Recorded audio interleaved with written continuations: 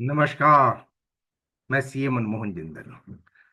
आजकल हमारे बच्चे फॉरेन में जाने के लिए लायक रहते हैं और होना भी चाहिए। गवर्नमेंट ऑफ इंडिया की स्कीम भी है, पढ़ो परदेश जाओ परदेश।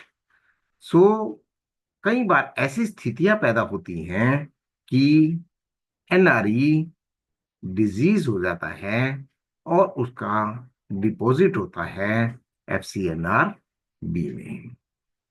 तो डिजीज होने के बाद एफसीएनआर बी में उसके लीगल ईयर्स को कैसे कैसे पैसा मिलेगा, क्या इंटरेस्ट बैंकों को देना चाहिए, वे हम इस वीडियो में डिस्कस करेंगे।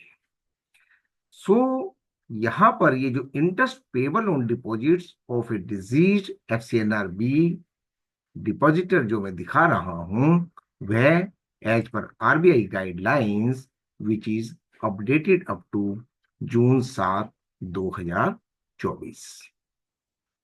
So here, scheduled commercial bank shall pay interest on term deposits standing in the name of the deceased FCNRB individual depositor or two or more joint depositors where one of the depositors has died. यदि दो या दो से ज्यादा भी depositor हैं, individual है, individual गुजर गया है, दो में से एक गुजर गया है, जॉइंट में से एक गुजर गया है, तो कैसे कैसे इंटरेस्ट की पेमेंट होगी। ठीक है। First point, if paid on maturity of the deposits interest shall be paid at the contract rate. यदि हम इसका एक एग्जाम्पल देखें कि यहां पर सिचुएशन मान लें, मिस्टर ए एक नॉन रेजिडेंट इंडियन है, उसने अपना डिपॉजिट एफसीएनआर बी यूएसडी 50,000 दो साल के लिए कॉन्ट्रैक्ट रेट 4% पर किसी बैंक में रखा हुआ है। मिस्टर ए 6 महीने बाद ही गुजर जाते हैं और मैच्योरिटी से पहले ही गुजर जाते हैं, तो उनके नॉमिनी या लीगल हियर इंटरेस्ट को कैसे क्लेम करेंगे। यहां पर बैंक इंटरेस्ट पे करेगा at the contract rate of 4% for the entire 2 years period because the amount is claimed after the maturity of the deposit by the legal year. उनके मरने का इंटरेस्ट पर कोई अफेक्ट नहीं आएगा, जो कॉन्ट्रैक्ट रेट है वही चलता रहेगा, क्योंकि अमाउंट पे किया जा रहा है आफ्टर मैच्योरिटी। दूसरा point, if deposit is claimed before maturity date interest shall be paid not at the contract rate but at the rate applicable to the period for which the deposit remained with the bank. हाँ, यहां पर एक चीज ध्यान देने योग्य है कि विदाउट चार्जिंग एनी पेनल्टी, तो बैंक डेथ केस में कोई पेनल्टी चार्ज नहीं करेगा। यदि इसका हम एक एग्जांपल के तौर पे देखें, मिस्टर बी ने अपना एक डिपॉजिट एफसीएनआर बी में जीबीपी 20,000 3 साल के लिए कंट्रैक्टेड 3.5% पर रखा। मिस्टर बी 1 साल के बाद ही पासेस अवे हो जाते हैं, नॉमिनी क्लेम करता है 1.5 ईयर्स के बाद।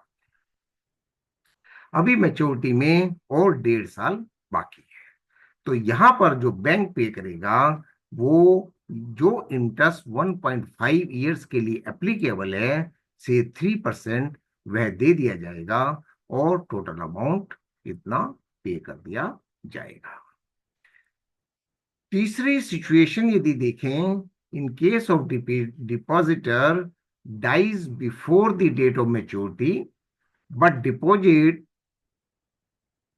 is claimed after the date of maturity, interest shall be paid at the contracted rate till the date of maturity, and simple rate at the applicable rate operating on the date of maturity for the period for which the deposit remained with the bank beyond the date of maturity.